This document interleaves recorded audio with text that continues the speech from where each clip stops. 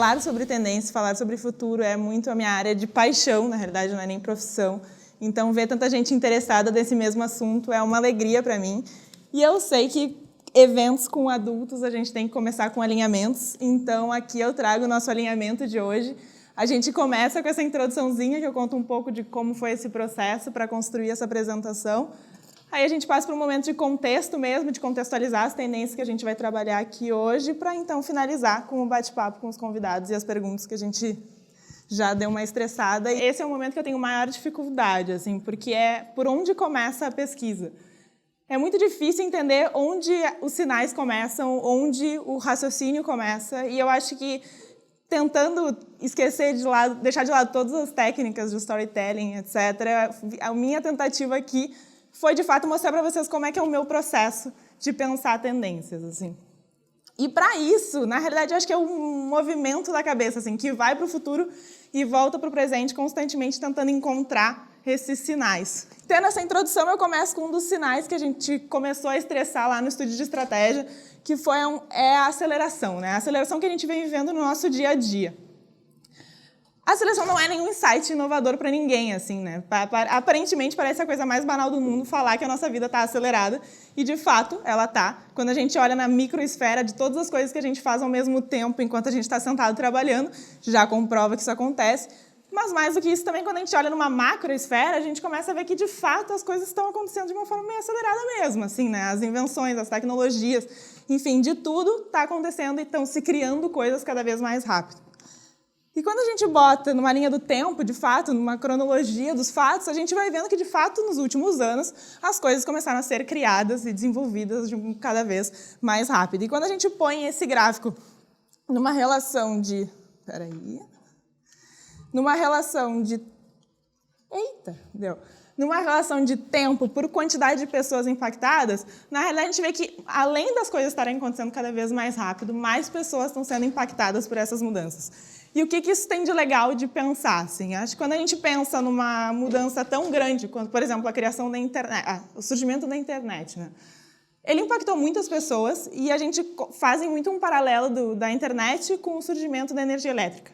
E, de fato, foram as grandes invenções que realmente impactaram muitas pessoas no mundo, assim. Só que o contexto da energia elétrica, por exemplo, era um contexto em que a realidade das pessoas que eram impactadas pela energia e as que não eram, talvez essas pessoas nunca se cruzassem na vida, assim. Então, talvez eles fossem, tipo, tribos na Austrália e o centro urbano de Londres. E são pessoas que nunca se cruzaram, logo nunca vai levantar essa discussão. O que a gente vê hoje na internet é justamente o contrário. A gente vê as pessoas que foram impactadas pela internet e não foram impactadas pela internet na mesma sala de jantar. E isso traz muita discussão.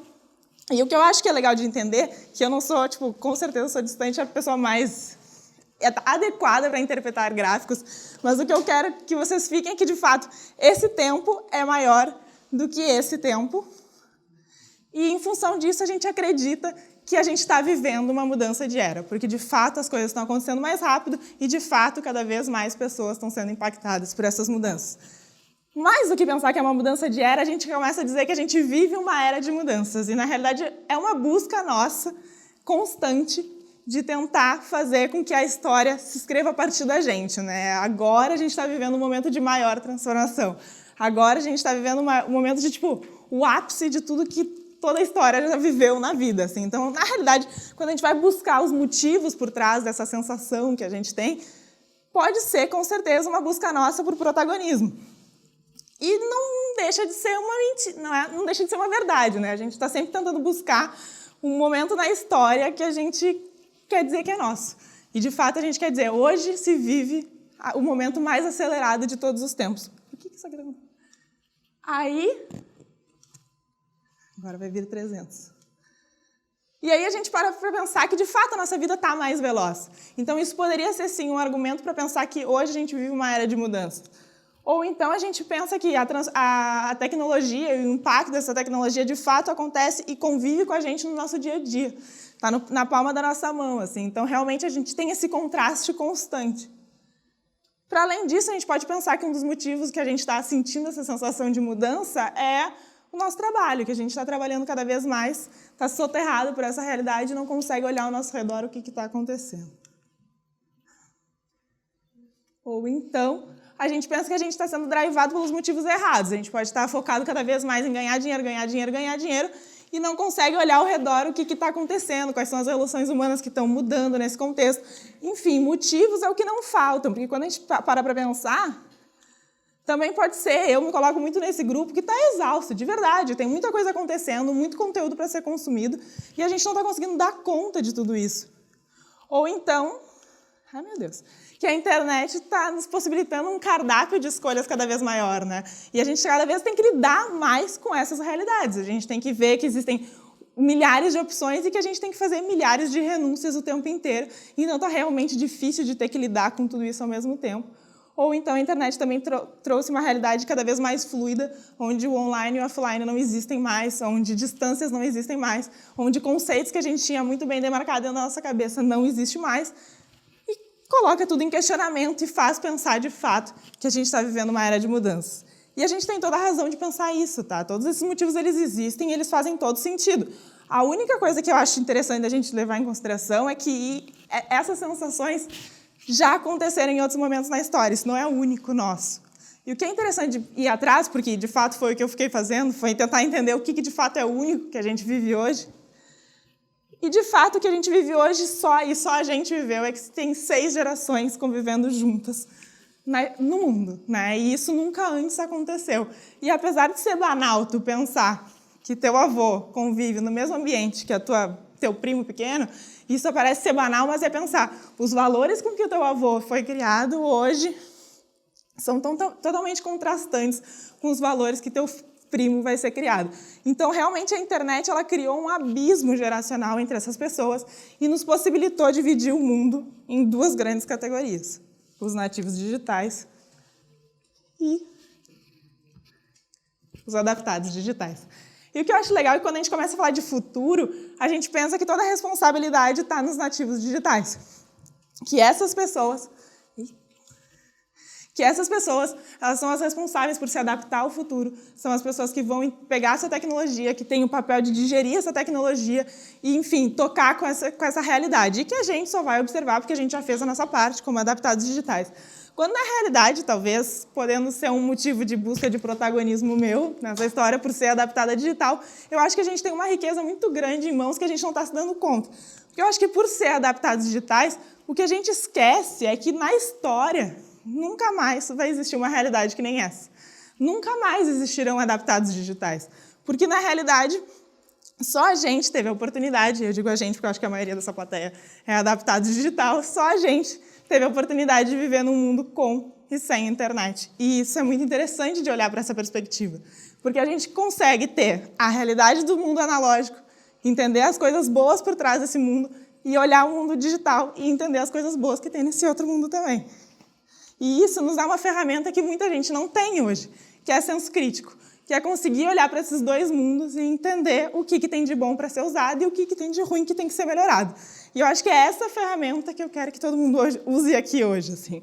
Porque, de fato, o senso crítico é uma coisa difícil de construir, precisa de repertório, e eu acho que repertório é essa nossa vivência desses 2 mundos. Então, o convite que eu faço é para a gente usar esse senso crítico aqui hoje e construir um futuro que a gente acredita ser o melhor de todos. E para conseguir fazer isso, eu acho que é muito legal que eu fui num evento da Singularity no mês passado, e eles começaram com essa frase que eu acho que é super interessante da gente começar o dia com ela, assim, que é um convite para a gente matar, de fato, a versão oficial que a gente tem de futuro na cabeça. Porque, de fato, a gente tem essa versão, né? Seja Hollywood ter criado ela com todos os filmes, ou seja, sei lá, que seja Jetsons, que seja Matrix, que seja todos esses filmes que a gente já construiu, e a gente tem a versão de um futuro oficial na cabeça, e que a gente está só esperando ele chegar. Quando, na realidade, o futuro não é uma coisa que vai chegar na nossa vida desse jeito, né? O futuro está um passinho à frente. Por isso que eles, inclusive, convidaram a gente a justamente agregar essas novas possibilidades de futuro. Porque quando tu quebra essa versão oficial, tu te coloca como protagonista dessa história. Tu para de ser passivo a essa história. E eu acho que é esse o convite que a gente tem que enfrentar, de fato, assim, porque Na realidade, o que a gente tem que entender é que o futuro já não é mais uma realidade tão distante da gente, né? O futuro é um passinho um pouco além do que a gente já vive hoje. E, na verdade, quem conseguiu explorar isso da melhor forma é Black Mirror. Tipo, é uma série que fez o sucesso que fez justamente por ter conseguido dar um passinho além da realidade que a gente tem hoje.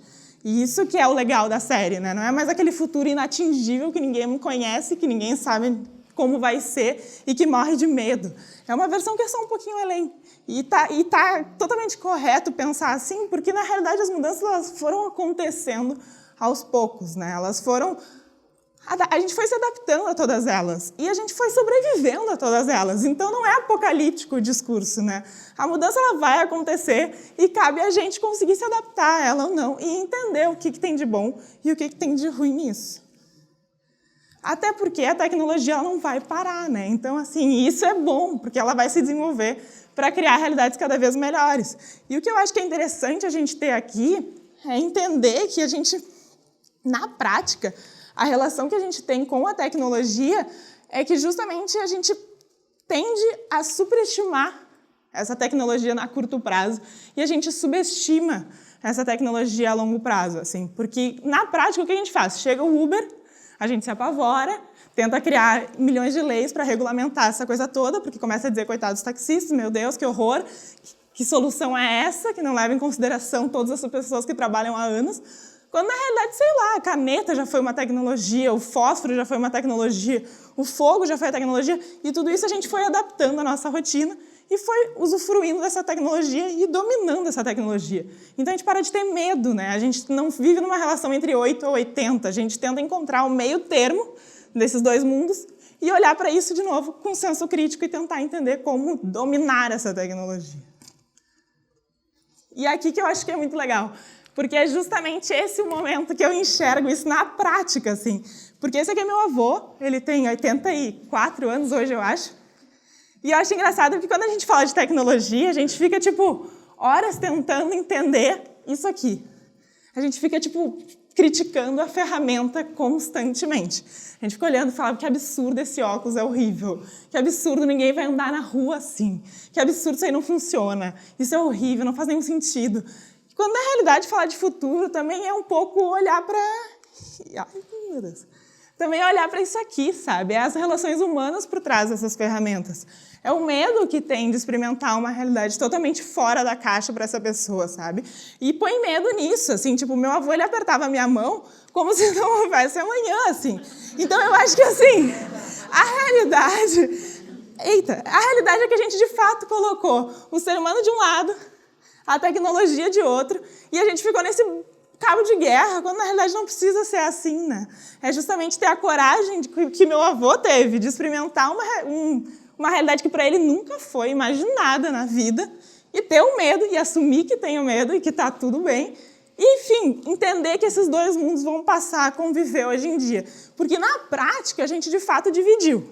A gente dividiu o mundo digital e o mundo analógico. E a gente cravou uma linha entre eles e disse, essas duas realidades não se misturam. E o mais louco de tudo é que a gente começou a dizer o que tinha dentro de cada uma dessas caixinhas. Tipo, no mundo digital tem a internet, no mundo digital tem os robôs, no mundo digital tem a edição do código genético, no mundo digital tem... O que mais tem? Eita!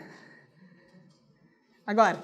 carros que dirigem sozinhos, no mundo digital tem impressora 3D, e no mundo analógico, só no mundo analógico tu pode pensar em pensamento sustentável, só no mundo analógico tu pode pensar em comer orgânicos, fazer meditação ou então buscar o teu propósito. E Deus o livre tu pensar que essas duas realidades se misturam e que uma caixinha se mistura na outra. Isso é inviável de se pensar. Quando, na realidade, a gente só esqueceu que o mundo sempre funcionou desse jeito. A gente esquece que toda tendência sempre teve essa contratendência. Isso sempre aconteceu. A nossa vida é em ciclos. E o mundo também funciona em ciclos. E a gente tenta colocar tudo dentro de uma caixinha e apostar todas as fichas nessa caixinha, quando na realidade não funciona assim. As pessoas que acreditam na tendência vão seguir existindo, as pessoas que acreditam na contratendência vão seguir existindo, e a gente só tem que entender qual é o caminho que essas duas perspectivas conseguem existir e coexistir E é esse o caminho que a gente encontra o futuro. É ali, é o meio termo desses dois mundos malucos. E é assim que eu convido vocês a pensarem o futuro e a pensarem as tendências. Então, é nesse contexto que eu chamo vocês dois para participarem dessa conversa e dominarem esse microfone. E assim, por favor, que é de pensar. Eu justamente quero entender a perspectiva que vocês têm de como vocês percebem a divisão desses dois mundos, do digital e analógico, na vida de vocês, justamente pelas realidades diferentes de cada um de vocês. Só que a gente vai ter que dividir o microfone. Ótima introdução. É uma busca incessante pelos dois, porque eu, há 3 anos atrás, comecei a meditar, a fazer yoga e comecei a fazer 5 dias de retiro do silêncio todo ano, porque eu não conseguia desligar, era Twitter, era tudo quanto é tipo de tecnologia todo o tempo agora. E, no fundo, hoje, a gente tem tecnologias que auxiliam as pessoas a atingir essa meditação, por exemplo, o Muse, que você coloca e ele mede as ondas cerebrais para ajudar as pessoas a meditar. Agora o Elon Musk foi um pouco além, né? Ele quer introduzir uma tecnologia na cabeça das pessoas para as pessoas conseguirem gerenciar os seus... Enfim, essas coisas tendem, muito bem colocado por vocês, essas coisas tendem a se juntar e elas tendem também a criar grupos separatistas como tudo na vida. A gente sempre vai ter a pessoa que vai defender o orgânico e sempre vai ter a pessoa que vai defender o agrotóxico. E às vezes a gente está defendendo... Eu me pus nessa situação. Eu estava defendendo o orgânico, sendo que eu não sabia por que eu estava defendendo o orgânico. Eu fui pesquisar, tem agrotóxicos não regulados que são orgânicos, porque, enfim, não é só porque é orgânico que não é agrotóxico, e acabam causando mais prejuízo para o ser humano dentro da maçã do que os agrotóxicos normais. Então, é muito o senso crítico da gente conseguir entender. E quando a gente fala do digital analógico, eu posso até contar um caso. Eu trabalhei na Renault, num projeto de inovação. Era para colocar óculos de realidade aumentada na linha de produção. E foi o grande erro que eu cometi em inovar. A gente percebeu que quando você coloca um óculos na cabeça de um operador de máquina, no chão de fábrica, você está colocando mais um ponto de estresse naquela pessoa. Então aquela pessoa já é submetida a um estresse diário, daí você coloca um óculos na cabeça dele, que vai facilitar o trabalho dele? Vai se conectar a todas as tecnologias? Vai. Mas vai conseguir causar um impacto que ele vai ter que reduzir a jornada. E nem as leis trabalhistas estão preparadas para isso.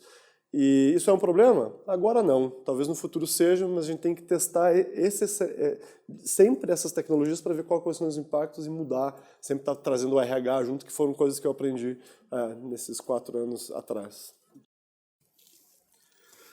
Bom, vamos lá. Obrigado pela introdução. Eu vou falar muito... Eu não sou uma pessoa de negócios, então eu estou me sentindo um pouco acuado aqui, porque eu quero encontrar uma linguagem correta para conversar com vocês. Mas eu vou falar da perspectiva que eu vejo da área que eu atuo, que é da psicologia. Então, eu posso falar para você que eu não vejo essa distinção. Eu não acho que tem um drive diferente entre o mundo digital e o mundo analógico. O que eu vejo é que eles partem, e a forma como a gente lida com eles tem um guarda-chuva maior, que tem a ver, na verdade, com a ansiedade do desempenho. Tanto o mundo analógico e o propósito e a meditação, quanto a inovação e a tecnologia, todas partem do mesmo lugar, que é a ansiedade do pertencer a esse mundo. Então, a gente se cobra muito de ser saudável, de estar meditando, de estar atento, de estar conectado. A questão é, por onde a gente vai externar essa nossa neurose? Qual é a narrativa que faz mais sentido para a vida que a gente construiu para a gente? Né? Talvez se você é uma pessoa que tem mais afinidade com tecnologia, você vai externar essa sua neurose por uma overdose de conexão. Se você é uma pessoa que cresceu num mundo analógico, digamos assim, você vai externar a sua neurose por um caminho de negação dessa tecnologia. Mas, no fundo, é tudo neurose. Então, eu não acho que tem uma coisa que é mais saudável do que outra, certo? Todo parte de um grande contexto de ansiedade que a gente vive no nosso mundo contemporâneo, assim, mais que qualquer outra coisa. Você conseguiu simplificar muito mais tudo. Muito mais fácil. Pronto. E agora eu acho que... Posso falar assim? Acho que vocês me escutam, né? E eu lido melhor também com essa situação. Eu acho que tem a ideia agora é a gente levantando pautas, tentando enquadrar em algumas áreas que a gente vai vendo como uma tendência, uma contratendência na teoria, assim. E daí perguntar a perspectiva de vocês de como vocês enxergam esse mundo, assim. Então a discussão é mais ou menos, vai girar em cima dessas grandes temáticas e a gente vai vendo para onde elas vão se desdobrando, assim. Falando de mercado de trabalho, eu acho que todo mundo aqui dentro dessa sala deve já ter sido impactado de alguma forma sobre esse assunto. Principalmente assim, quando a gente fala do lado tecnológico, digamos assim, né, do mundo digital, a gente vê muito esse argumento da automatização, né, da inteligência artificial impactando e a relação que as pessoas têm com o próprio emprego, assim, né? A gente vê que, de fato, hoje em dia a busca é por uma eficiência e precisão tamanha que a gente chegou num momento em que se questiona a capacidade humana de acompanhar esse nível de exigência, assim. E, inclusive, abre-se a oportunidade, então, dos robôs, sei lá, assumirem essas vagas cada vez mais mecânicas, por exemplo, e liberar os humanos dessas atividades mecânicas. São tudo hipóteses e questões que podem ser discutidas para o futuro, assim. Por um outro lado, a gente vê a criatividade enaltecida na sua potência 1000, assim, né? Uma exigência absurda por criatividade e ela surgindo num contexto de salvação, assim, né? Tem que ser criativo. E acho que a gente tem uma habilidade, assim, que eu realmente me questiono de como a gente consegue embalar as coisas e gourmetizar o nome das coisas, né? Então a gente passou a chamar de soft skills, que na realidade é esse conjunto de habilidades que refletem valores mais humanos da sociedade. Então, as soft skills seriam a capacidade de liderar, a capacidade de cooperar, a capacidade de falar em público, a capacidade de argumentar, enfim. Então, a gente vê esses dois mundos. Um lado, mecanizando e substituindo os humanos por robôs, nesse sentido, e, por outro lado, a criatividade super sendo como um drive de liberdade desse mundo tecnológico e como um momento que a tecnologia... Acho legal de entender que a tecnologia talvez esteja nos forçando a ser mais humanos, né? Então, acho que também tem essa discussão. Eu queria entender como vocês enxergam essas situações, principalmente de Christian. Como tu enxerga, por exemplo, essa questão da automatização estando dentro de uma empresa de tecnologia? Então, a gente vai ser responsável por boa parte da automatização no mercado. Isso é uma coisa que preocupa. Porque a McKinsey lançou um relatório há pouco tempo que 1,5 bilhões de pessoas vão para a rua nos próximos anos. Eu estava fazendo um trabalho esses dias no setor de óleo e gás, e só no setor de óleo e gás, na parte de manutenção, serão 400 mil pessoas que vão para a rua. Por quê? Porque vai vir uma máquina, vai fazer melhor, a manutenção preditiva vai começar a indicar as manutenções que eu tenho que fazer, então eu não vou precisar mais fazer corretiva e preventiva. Só com isso eu já mando um monte de gente embora. E a gente vai ser responsável por boa parte dessas pessoas que vão para a rua. E eu hoje lidero um projeto, a gente tem uma Venture Capital hoje na SAP chamada SAP.io, e a gente tem um subprojeto chamado 1 Billion Lives, que é para conseguir criar projetos que retornem para a sociedade. E o meu projeto é Jobs for Billions. É justamente pegar essas automatizações e dar caminhos novos para essas pessoas assumirem posições na transformação digital. E está sendo muito gratificante trabalhar com isso, principalmente porque um dos nossos clientes já está fazendo isso hoje. A EDP Energia, ela implementou robôs para fazer a automação de alguns processos e as pessoas que foram automatizadas voltaram na cadeia e começaram a criar os novos robôs. Por quê? Porque é muito mais difícil você ensinar a cultura numa empresa e ensinar uma pessoa um processo de negócio do que você ensinar uma tecnologia. Então, até um livro que está ganhando um pouco de popularidade agora, que é 20 horas para aprender qualquer coisa. Todo ano tem alguma coisa nova sobre isso, né? 20, 40, 10 mil horas, enfim. O fato é que a gente tem uma facilidade de aprender, então é muito mais como conectar isso. E hoje eu sou muito cobrado pela criatividade, eu adorei a neurose, então eu tenho uma neurose por criatividade hoje, né? Você tem que ser criativo, e daí as pessoas rotulam, né? Você é criativo, você não. E daí a pessoa que não é criativa vai para a parede colar post-it e fazer design thinking, não é isso. O projeto de inovação, é difícil você trabalhar com inovação porque você é cobrado por ter uma imagem inovadora, e não é isso. Então, essa linha que divide a automatização com a criatividade é algo que é muito complexo hoje. É processo de negócio e é soft skills total. Total. E tu, André, como um grande... Para mim, tu foi meu professor, né? Então, assim, a tua experiência em sala de aula, assim, como tu imagina que é possível criar esses futuros profissionais? Eu acho que tem duas coisas que são interessantes, né? Primeiro, eu acho essa questão social da automação uma questão importantíssima. Eu acho que a gente não dá o devido cuidado que a gente deveria dar para ela, porque, como foi bem colocado, esse é um processo infreável, mas vai resultar numa situação de vulnerabilidade social de uma enorme parte da população, certo? Então, eu acho que é uma coisa que a gente devia estar muito mais atento se a gente não quer acabar na guilhotina. Porque não se iludam, nós seremos os primeiros na guilhotina, certo? Sobre esse processo, de novo, eu acho que ele é uma falsa dicotomia. Por quê? Tanto a automatização quanto o tipo de criatividade que é valorizado está ligado à produção. Então, a automatização ela vem o quê? Para otimizar a produção. A criatividade tem a mesma função. As pessoas não querem criatividade, elas querem framework. Elas querem coisas reaplicáveis, reprodutíveis e eficientes. Então, é uma criatividade que é automatizada. Tanto que nunca se desvalorizou tanto a arte na nossa sociedade, certo? Por quê? Porque a arte é um tipo de criatividade que não é necessariamente produtivo e não está a serviço de ninguém, certo? Então, o que se valoriza é a capacidade produtiva, não a criatividade, certo? A criatividade ela é muito mais ampla. Então eu enxergo como uma falsa dicotomia, porque no final o objetivo é sempre produzir mais e aumentar o consumo, porque esse é o problema que a gente criou dentro da lógica econômica que a gente tem, certo? É a industrialização da criatividade. Né? Exatamente. Exatamente. Tenho até medo de falar depois disso, que realmente foi maravilhosa a colocação. Partindo para a nova pauta, eu acho que isso é uma questão que eu acho que todo mundo também sofre no dia a dia, que é falar um pouco de comportamento, né? A gente, como eu falei lá no começo dessa conversa, a gente vive numa sociedade que exige essa aceleração cada vez maior da nossa rotina, né? A gente tem que desempenhar 1000 funções ao mesmo tempo. E acho que até essas profissões slash que a gente vai criando, assim, é um reflexo disso, né? Tem que ser de tudo um pouco. E o 5G, por exemplo, vai ser essa internet cada vez mais forte que vai chegar, que provavelmente vai acelerar ainda mais essa realidade que a gente já vive hoje, né? A gente forçou praticamente o ser humano a acreditar que ele é multitasking. E hoje em dia a gente exige que as pessoas sejam multitasking, né? E então é nesse contexto que surgem esses conceitos de aceleração social, que até antes eu passei, que na realidade, como eu disse, até foi um filósofo alemão que criou esse termo, que na prática ele só conseguiu sintetizar mesmo a vida maluca que a gente leva hoje em dia e criou um nome para isso. E essa realidade totalmente conectada a qualquer momento, que só potencializa também essa sensação de que a gente está fazendo 1000 coisas ao mesmo tempo.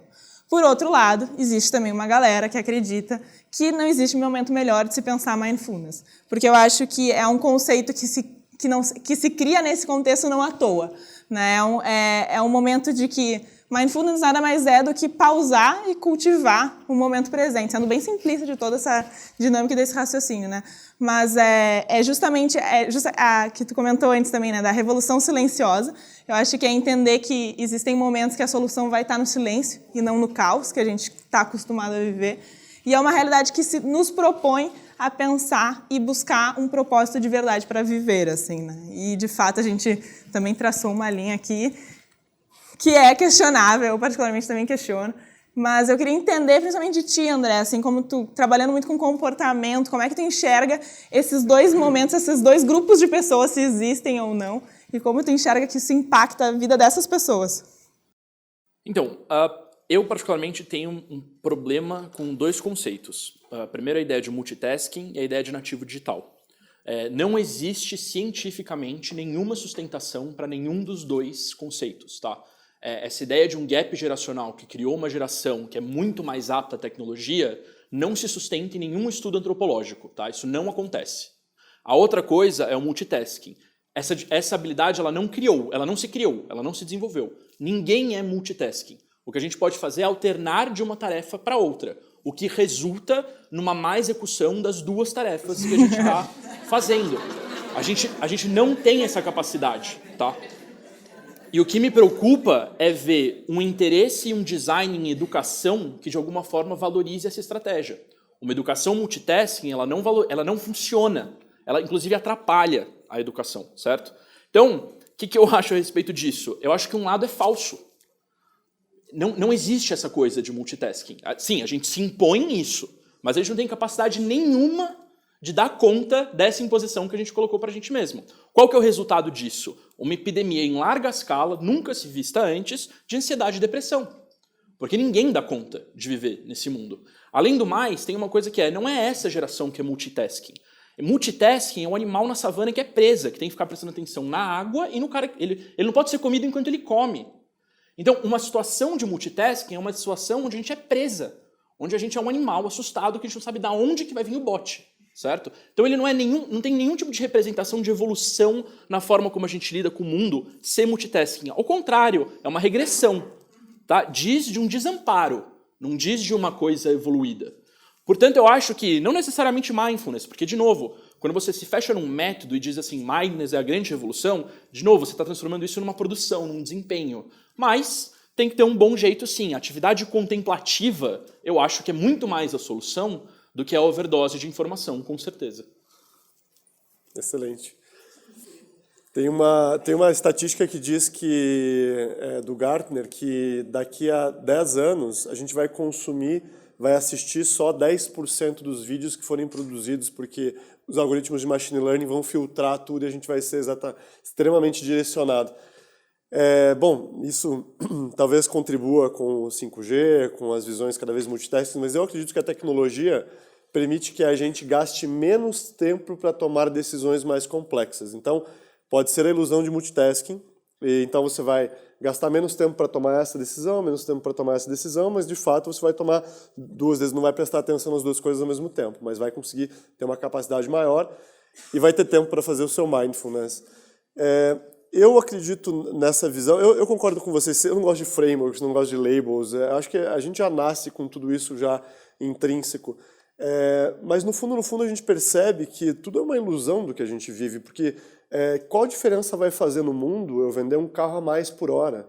Qual diferença vai fazer no mundo? Então, eu sou muito da política no trabalho, e aí eu falo, não tem nada a ver com a tecnologia, é a minha. A coisa que eu faço quando eu estou mais ferrado, que eu vejo que eu não tenho tempo, que eu não vou conseguir resolver alguma coisa, eu vou no cinema. Porque isso me ajuda, porque não adianta, eu não tenho tempo. Sim. Não vai adiantar eu surtar, não vai adiantar eu entrar... Faz sanduíche? Faz sanduíche. Então, é uma ótima prática, né? Eu recomendo. Daí você viaja... Mas só com orgânico. Só orgânico? Só orgânico. Mas as suas contribuições são muito mais fortes na parte do mindfulness, mas para mim é isso, desliga, vai... Não adianta ficar surtando por causa de pouca coisa. Perfeito. Desculpa. E agora, partindo para um assunto de saúde, assim, né? A tecnologia hoje conseguiu com que a gente mapeasse, né, o nosso código genético inteiro. E agora a gente ainda deu um passinho à frente e a gente consegue editar esse código genético. E aí surgem inúmeras discussões sobre esse assunto, né? A gente vê tanto o caso lá do chinês que editou o código genético daquelas duas irmãs e tal, para prevenir a possibilidade de uma doença, mas também abre-se a discussão de que esse tipo de capacidade a gente pode escolher a cor dos olhos dos filhos que a gente quer ter, né? Então tem toda essa polêmica levantando de que a gente está brincando de Deus. E, por um outro lado, também, todo esse esforço, existe por trás, existe a possibilidade de mudar todo o mindset da medicina, né? A medicina, por si só, sempre teve um modelo curativo, né? Esperava ter a doença e daí tu trata essa doença do jeito que dá. E tem a possibilidade de agora a gente pensar numa possibilidade de uma medicina preventiva, que é uma medicina que já entende o que tu vai desenvolver no futuro, ou as probabilidades de tu desenvolver no futuro, e daí tu consegue prevenir isso com atitudes do teu dia a dia. E daí, por um outro lado, também existe todo um discurso da medicina integrativa, que eu acho que às vezes até eles se complementam no sentido de que é pensar no ser humano como um todo, é tratar mente, corpo e espírito, então é entender que essa cura, de fato, ela vem de dentro, então vem toda essa preocupação de alimentos orgânicos, etc. É entender o que tu está comendo, porque isso te fortalece, isso pode te ajudar, inclusive, na maneira que tu te expressa, na pessoa que tu é, na maneira que tu leva a tua vida. Então, existem esses dois mundos, que às vezes se misturam, que às vezes se separam por discursos extremistas, e eu entendo aqui que ninguém é geneticista, entende de saúde, etc, nesse âmbito, mas eu queria entender assim, como vocês enxergam que essas perspectivas e esses discursos que às vezes assumem características tão extremas se desenvolvem e impactam nessa discussão que a gente faz de dividir os dois mundos, sabe? Como vocês enxergam isso? Bom, no fundo, a tecnologia vai estar sempre envolvida com essas duas áreas, sempre.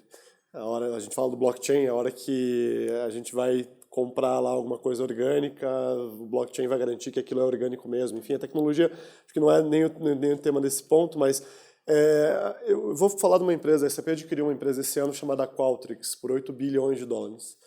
Essa empresa ela é focada na experiência. E ela começou, o fundador estava com o pai com câncer, E o pai dele trouxe uma visão, eles em conjunto trouxeram uma visão de que quem que é a pessoa que tem câncer? Porque sempre se estuda a doença, né? Sempre se estuda como que a gente vai resolver, como que a gente vai submeter o paciente a esse processo.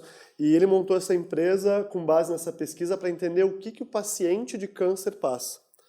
E virou um produto de 8 bilhões de dólares, ganhou um pouquinho de dinheiro com isso. Hoje a gente tem várias linhas para entender o que as pessoas querem. Então, acima do código genético, será que as pessoas querem realmente mudar as classificações? Será que as pessoas entendem o impacto por trás disso? No caso da medicina integrativa, as pessoas hoje têm acesso a uma informação muito digerida. Isso, como que é a experiência? Eu acho que tudo está se conectando com a experiência hoje em dia. Então, a tecnologia vai ser algo que a gente vai quase não ver, vai ser intocado, e a gente vai ter muito mais essa gestão da experiência. Eu acho que é um pouco disso. Bom, eu acho que, para mim, a grande questão, quando a gente vai falar de saúde, isso. É difícil eu falar para mim sobre isso, assim, mas para falar de saúde, eu acho que tem uma coisa que é interessante de falar e que de alguma forma casa nisso daqui. Que de uma certa forma aparece os dois jeitos desse cura de dentro para fora. Se você está mexendo no seu genoma, você está curando de dentro para fora também, certo?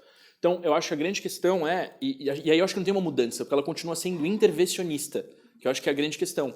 A gente identifica hoje em dia como saúde, a saúde é um problema individual, é um problema da pessoa. Você é doente. E aí eu posso falar especificamente da área da loucura, né? Então, o que acontece? Até a Revolução Industrial, a loucura tinha um lugar funcional na nossa sociedade, certo? A partir do momento que o indivíduo louco não é capaz mais de produzir, ele deve ser retirado do convívio das outras pessoas, certo? Então eu fico pensando o quanto da nossa saúde ela não está em serviço da nossa capacidade de produção.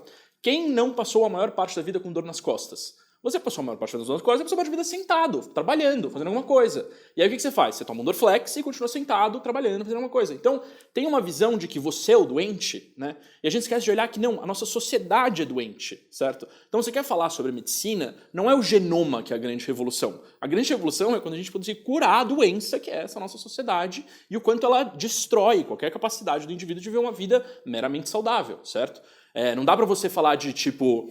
não, a gente tem que se alimentar melhor, vender orgânico. Quantos McDonald's tem aqui na Paulista? Pô, 500 mil. E você não tem tempo para ter uma boa refeição. Você não tem tempo para cozinhar. Você não tem tempo para fazer nada disso. Você vai comer o que é mais rápido, certo? Então, para mim, essa é a grande mudança seria essa, sabe? Da gente parar de falar para o indivíduo que ele é o problema. Porque tem uma questão social, entendeu? Eu acho que agora a gente consegue, no último assunto que a gente vai trazer aqui, acho que impacta a vida de todo mundo também, dentro das empresas principalmente, que é a questão de segurança. Eu acho que vem muito do casar com o que tu está falando sobre essa experiência, né? Que hoje em dia é uma exigência absurda da personalização de qualquer experiência, né? A gente passa a cobrar do software a perfeição nessa personalização. E a gente vai entendendo que isso surge até no momento que o Google cria o conceito de ZMOT, que é justamente esse momento de pesquisa nosso que a gente dá para o software essas informações, os nossos interesses, e as marcas por si só têm que correr atrás para mapear essa experiência, para entender o que o consumidor quer e como se conectar com esse consumidor da melhor forma possível. Para daí, então, a gente começa a entender, e daí surgem as dúvidas, né? Que se a gente quer essa personalização extrema, a gente tem que fornecer muitos dados. E daí a dúvida é de quem pertence esses dados, né? De quem é que está fazendo a gestão dessa informação. E daí vem toda essa discussão de segurança de dados, inclusive essa legislação que vai entrar em vigor no ano que vem. Então, as empresas vão ter que pensar de dados de uma maneira diferente. Eu acho que, Christian, tu pode dar um panorama bem bacana nessa discussão. Por ser uma empresa de tecnologia, a SAP se preocupa muito com essa visão dos dados, né? Então, a gente nunca teve nenhum vazamento. Isso é super crítico, porque imagina, a gente está gerenciando toda a estrutura de tomada de decisão de uma empresa, uma corporação de bilhões de dólares, e isso é algo complexo. Por outro lado, a gente tem que trazer essa visão em cima dos dados numa personalização. Então, aonde está o limite? Eu gosto de uma frase do Obama, que não existe 100% de segurança com 100% de privacidade. É virtualmente impossível, porque você precisa conhecer com quem você está lidando. E tem um mote que ficou muito famoso, que o dado é o novo ouro, o dado é o novo petróleo. E antes das leis de proteção dos dados, isso não se concretizava muito, porque era assim, o dado é o novo ouro. Não sei se todo mundo conhece, mas tem a história da Target, que o pai descobriu que a filha estava grávida através de propagandas da Target. A Target começou a bombardear ele com propagandas lá de chupeta, de mamadeira. Daí ele falou, como assim? Por que vocês estão fazendo isso? Minha filha não está grávida. Não, ela está assim. Ela pesquisou aqui várias coisas e realmente estava. Isso ainda era história, isso aconteceu há 6 anos atrás. Hoje em dia o dado é o novo ouro, porque a gente consegue pegar de forma muito rápida o Face App. Está todo mundo ficando velho agora, até eu fiquei lá minha fotinha de ficar velho. Aquilo coleta uma quantidade de informações de vocês e nossas que consegue fazer uma ponte com você e compreender você para fazer você comprar de uma forma mais efetiva. O Netflix hoje ele escolhe a capa que você vê no filme de acordo com o teu histórico. Daqui a pouco o trailer vai ser elaborado em tempo real por um algoritmo de machine learning. E agora o dado é um novo ouro mesmo, porque as leis de proteção de dados que começou na Europa começaram a se criar ao longo do mundo. A gente tem a LGBA nos Estados Unidos, a LGPD no Brasil, a GDPR na Europa, e as multas vão ser bilionárias se alguém não colocar lá no futuro, quando você estiver usando o Face App, se não tiver um disclaimer falando que ele está usando isso para fazer um compartilhamento, uma venda dessas informações. Então, a gente, quando pega a empresa, coloca ela numa estrutura onde ela vai precisar desses dados para tomar decisão, isso é uma complexidade tão grande que não tem como colocar em palavras. É realmente a guerra do dado. Não digo que o dado é o novo ouro, o dado é o novo petróleo. Vai ser a guerra do dado, porque vai chegar um momento que a gente vai ter o poder de vender ele, e a gente vai falar o seguinte, você quer comprar a minha visualização, você quer comprar os meus dados, eu vou te vender, mas isso ainda vai demorar um tempo, porque tem um alicerce a seguir ainda. É um tema extremamente complexo. E tu, André, como usuário, como é que tu te sente nisso? Eu acho que tem de novo, eu acho que mais que do ponto de vista tecnológico, tem um ponto de vista social ali dado essa questão, assim, né? Que eu acho que a transparência, ela tem um resultado contraintuitivo, que ela não é a valorização da singularidade, ela é a planificação dos tipos, né? Então, o Foucault, quando ele fala sobre a sociedade de obediência, ele fala sobre o panóptico, que é a estrutura que fica dentro da prisão, que observa os prisioneiros, só que os prisioneiros não sabem se eles estão sendo observados ou não. Essa é a nossa vida, e a gente faz isso gratuitamente para as pessoas. Então, a gente se expõe ao julgamento que nós mesmos proporcionamos a nós mesmos da forma como a gente se expõe. Só que se expor é a regra, certo? E não se expor é mal colocado. Se você não fez um stories, aquilo não aconteceu. Certo? É isso, é basicamente isso, entendeu? E o resultado disso não é a singularidade, não é a personalização, é a planificação do tipo, porque está todo mundo sujeito ao julgamento. Então, você não faz algo porque é o que você quer fazer, você faz algo para ser julgado pela percepção que os outros vão ter daquilo que você fez, né? Então, o resultado disso não é uma valorização da singularidade, mas é uma planificação do tipo. Para quê? Para otimizar o consumo. Quanto mais planificado for o meu consumidor, menos estratégia de venda eu tenho que ter, mais as pessoas, vai ficar mais fácil as pessoas consumirem, né? Então acho que tem uma questão aí que é o seguinte, eu não acho que a gente está numa era de mudanças. A gente só está numa radicalização da revolução industrial. O objetivo sempre foi o mesmo, otimizar a produção e vender. E agora a gente está fazendo isso digitalmente, certo? Então não tem essa mudança, certo? Só tem essa otimização, entendeu? Agora, responsabilidade de pegar isso aqui sendo estrategista. Mas assim, eu acho que a discussão é sempre válida, muito porque é só nesses momentos que a gente traz à tona tudo que a gente tem que lidar no nosso dia a dia, né? De fato, a gente está num momento extremamente complexo, existem muitas versões, existem muitas perspectivas. Eu imagino que todos vocês agora, eu espero também, né, que estejam com esses assuntos pipocando na mente e tentando entender como é que a gente lida com tudo isso, né? Eu acho que, enfim, como meu papel aqui não é dizer o que vocês têm que levar para casa, né? Mas eu queria muito que a gente ficasse muito com essa mensagem, com essa sensação de que o futuro ele não está mais tão distante, que a gente está construindo esse futuro, né? Porque, de fato, é a gente que está criando essas tecnologias, mas a gente não pode ignorar o fato que essas tecnologias estão ditando também a maneira que a gente tem que viver nesse mundo. Então, por isso que eu reforço aquela ideia de que falar sobre futuro não é mais só falar sobre ferramenta, né? Vamos parar de olhar para o óculos, vamos começar a olhar para todo o contexto que essa ferramenta está inserida e por que ela está sendo inserida dessa forma. E eu acho que mais do que isso é a gente parar com esse discurso apocalíptico, assim, né? Porque não é a tecnologia que vai quebrar o teu segmento, e sim um conjunto delas e o contexto que essa tecnologia está inserida. E se essa tecnologia for tão boa assim para quebrar o teu segmento, tu já vai ter detectado isso antes e vai se apropriar dessa tecnologia e enxergar nisso uma oportunidade.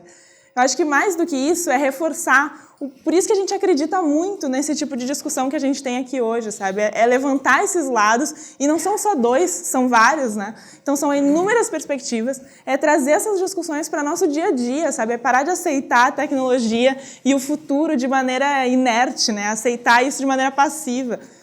Porque, de fato, eu realmente acredito nisso, que a gente precisa ser muito corajoso para tentar prever o futuro hoje em dia. A gente já disse que as coisas estão acontecendo cada vez mais rápido e saiu do nosso alcance entender para onde vai.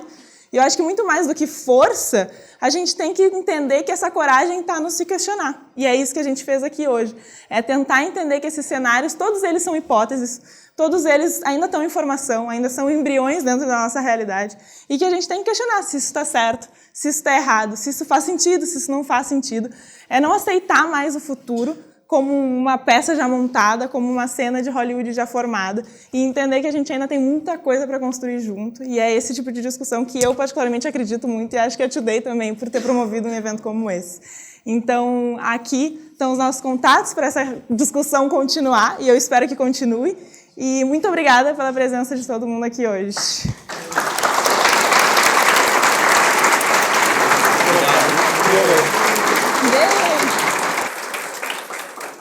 O meu e-mail não tem acento, tá? Se alguém não manda com acento, não vai chegar. É.